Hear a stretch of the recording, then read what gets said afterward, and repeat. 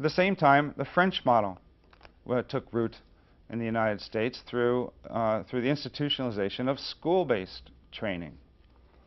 Initially with the founding and establishment of West Point in 1802.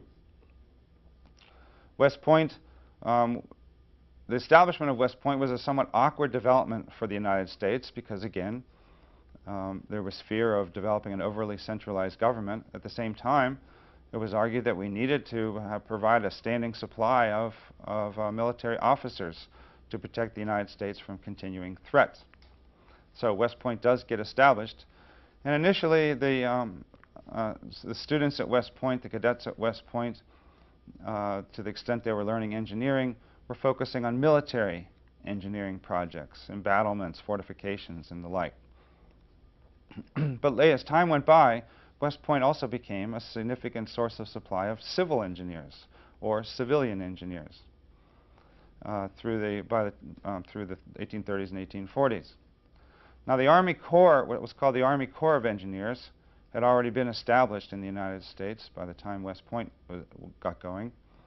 But the supply of civil engineers through West Point was advanced significantly by passage or by establishment of the Board of Engineers for Fortifications, which was created in 1816.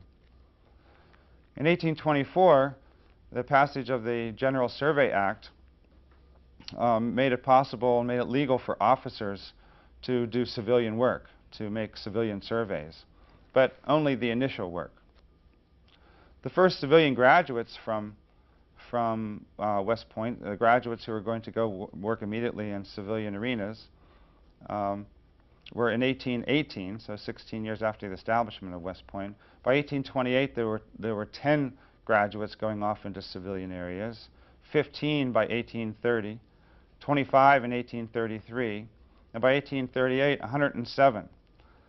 So the point here is that by the late 1830s, West Point had basically taken over as a major supplier of civilian or civil engineers in the United States. Meanwhile, the Army Corps of Engineers, which is run by the federal government, focuses attention significantly on the construction of railroads. Now, the French model was also institutionalized in schools in the private sector, or civilian engineering schools. The first and most prominent being Rensselaer Polytechnic Institute, which was established in 1824. During the first decade of its existence, the education was relatively unspecialized. Only 6 of 68 students were moving towards engineering. But by the 1830s, many of the students at Rensselaer were now selecting and moving into engineering careers. There was a long-standing dispute inside of Rensselaer over how much mathematics was needed, and you can gain a sense of how mathematics would become a site of conflict, because in one sense Rensselaer is following a French model and providing school-based engineering training that would emphasize mathematics and theory. But on the other hand, it was a private institution, not government-run, training people to go work in practical arenas, probably to work not for the government, but in private sectors. And so such people also needed practical knowledge. That debate continues throughout the history of engineering in the United States. By 1840, the supply of engineers was still dominated by on-the-job trainees.